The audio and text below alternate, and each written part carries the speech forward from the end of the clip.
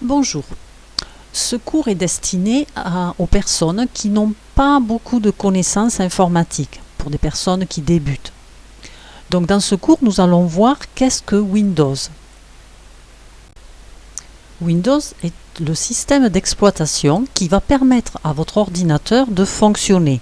Quand vous allez l'allumer, l'ordinateur va se mettre en route et il va vous mettre à l'écran ce que vous voyez ici, ces fenêtres comme ça. Il va vous en mettre une sur lequel vous aurez des icônes, etc. Ce système d'exploitation va permettre de faire fonctionner votre écran, votre souris et votre clavier en un premier temps.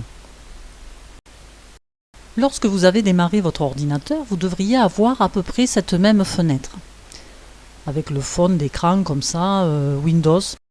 Ce fond d'écran, vous pouvez le changer, on verra ça tout à l'heure. Et ici, vous avez le menu démarrer ou arrêter, vous voyez, démarrer ou arrêter. Et vous avez ici vos différentes applications et vos différents logiciels. Donc maintenant, nous allons changer notre fond d'écran. Pour cela, il va falloir la souris.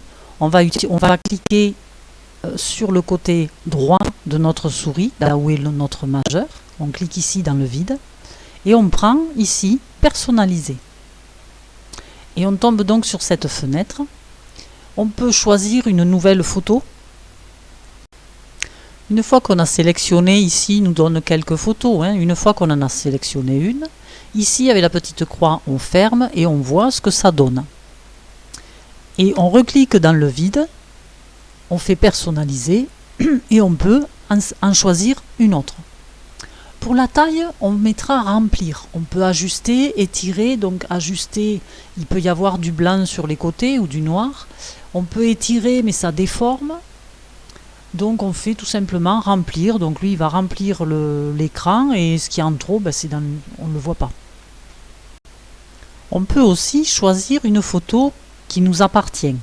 Pour ça, on va faire parcourir. Et ici, on va venir choisir une photo dans votre dossier photo.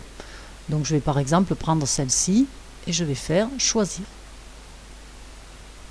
Donc si je ferme ici ma fenêtre, je vois ma photo que je viens de choisir.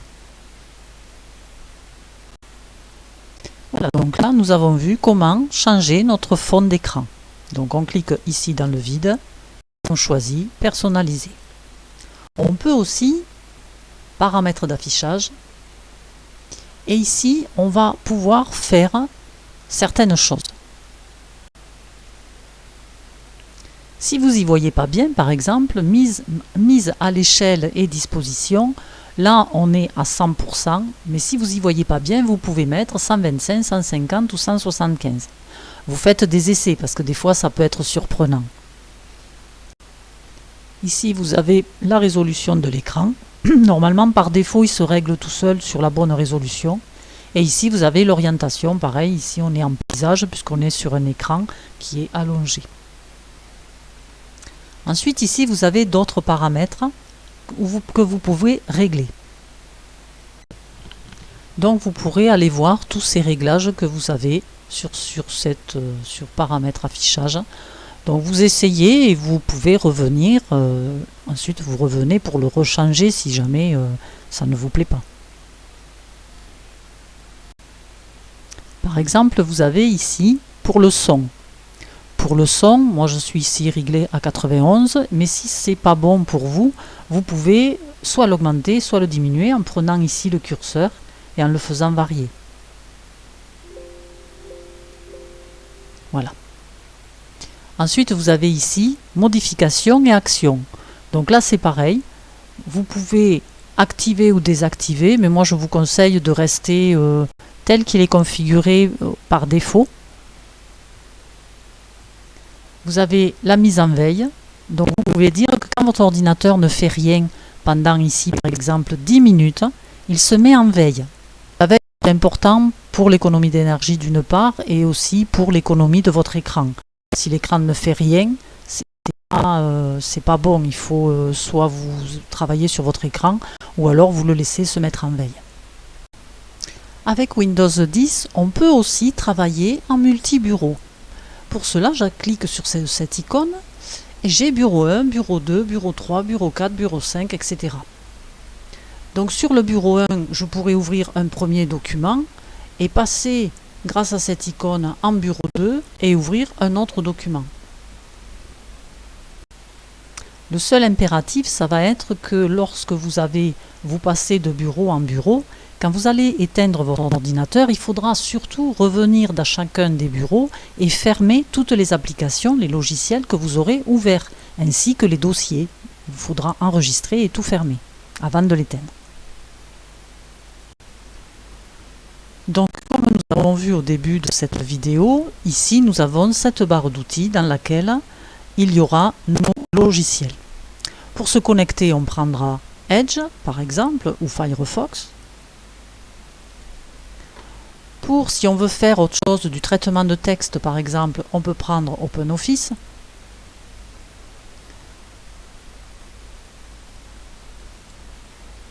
Si on devait faire de la photo, on pourrait prendre un logiciel de photo. Si on voulait faire de la capture d'écran, on cliquerait pour notre capture d'écran. Et ainsi de suite. Donc cette barre est très utile.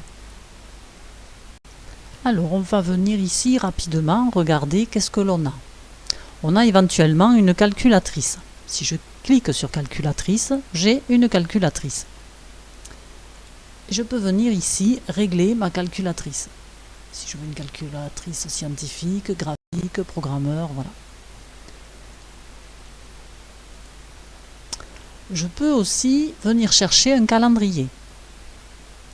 Donc ici j'ai mon calendrier. Nous sommes au mois de septembre, voilà, il me montre ma semaine du mois de septembre. Je pourrais aller chercher la semaine où j'ai le 24 dedans, voilà, ainsi de suite. J'ai aussi un jeu de cartes. J'ai CCleaner qui me permet de nettoyer mon ordinateur de temps en temps, mais ça je vous ferai une petite vidéo pour pas que vous fassiez de bêtises. Nous avons également Astuces. Donc on ouvre Astuces et on tombe sur une fenêtre comme ceci, une petite fenêtre en fait. Et si on prend ici les coins et que l'on agrandit, on se rend compte qu'on a plein d'options, plein de choses. Donc là par exemple vous avez les nouveautés, 15 conseils, vous avez travaillé à distance, 7 conseils, ainsi de suite. Et ici vous pouvez mettre découvrir les nouveautés et faire défiler ici, vous voyez avec ces deux petites flèches. Donc là il vous dit passer à la connexion sans mot de passe. Donc là vous pouvez lire. Voilà, là vous prenez une autre astuce, encore une autre astuce, et comme ça vous pouvez faire défiler les astuces. Quand vous avez un peu de temps, vous faites des astuces, ça peut vous apprendre plein de choses. Et ensuite ici vous avez les accessoires Windows, tels que le bloc-notes, connexion de bureau à distance, mais ça nécessite des explications. Voilà, Internet Explorer, des outils de capture d'écran. Alors pour faire une capture d'écran, voilà, c'est cet outil. Vous cliquez dessus et vous avez cette fenêtre qui s'ouvre et vous faites nouveau. Et là, donc vous voyez, le fond est devenu tout gris et ma souris est devenue une petite croix. Et je dis, je veux capturer ça, garder ça. Voilà, là il me l'a capturé. Il me suffit maintenant de faire fichier, enregistrer sous et d'enregistrer ma capture d'écran. Donc je peux faire un dossier capture et récupérer comme ça. Des fois à l'écran on peut vouloir récupérer, si vous êtes sur Edge et que vous avez quelque chose qui vous intéresse, vous pouvez faire une capture d'écran.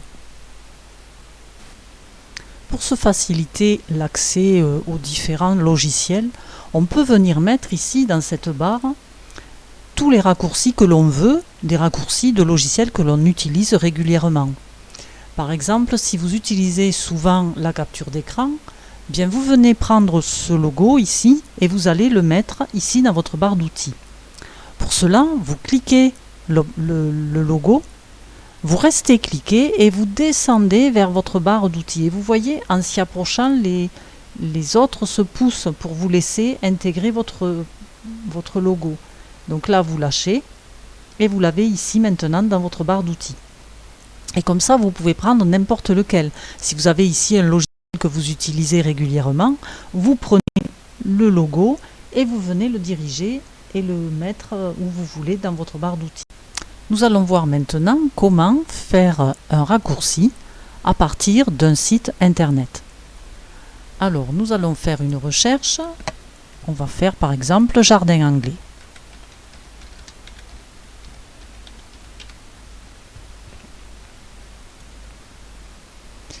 Donc jardin anglais, comment aménager un jardin à l'anglaise? Je vais dire OK.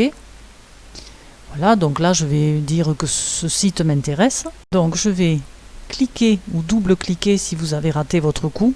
Vous double-cliquez sur l'adresse.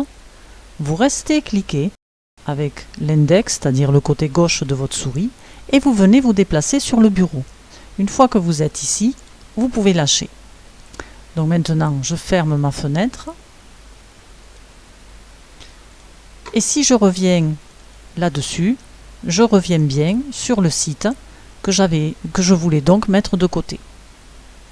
Le seul impératif, c'est qu'il va falloir organiser, parce qu'à un moment donné, vous allez en avoir plein le bureau. Donc il va falloir faire des dossiers.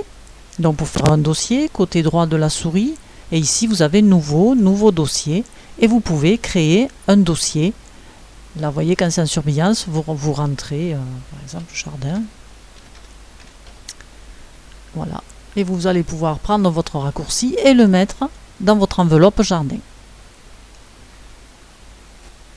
Donc après, il va falloir que vous soyez un petit peu curieux. Parce que vous voyez, quand je clique ici, donc je vois ici mes logiciels, je vois... mais si avec la molette, je continue et j'ai plein de choses. Donc voilà, si vous pouvez être curieux et aller voir un petit peu s'il y a des choses qui peuvent vous intéresser. Il y a par exemple Movie Maker, c'est pour faire de la mise en page de vidéos ou de photos. Donc vous pouvez là vous intégrer, vous mettez vos photos et vous allez pouvoir faire du montage avec des effets spéciaux. Voilà, il faut être un petit peu curieux, mais s'il faut, je vous ferai une petite vidéo pour vous montrer comment ça fonctionne. Ce Windows, bien sûr, c'est beaucoup de choses. Donc là, nous avons fait un petit peu le tour pour que ça soit confortable pour vous d'utiliser Windows.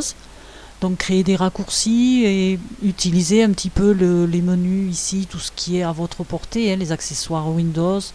Voilà, allez voir Cornora, il faut que vous alliez le voir. Voilà, vous avez WordPad, vous avez Windows Media Player aussi si vous voulez pour regarder des vidéos que vous aurez fait vous. Donc ce cours arrive à sa fin. J'espère qu'il vous aura été utile et surtout qu'il vous permettra d'utiliser votre ordinateur en étant plus serein. Voilà, vous avez plein d'outils déjà à aller voir avant d'en connaître d'autres.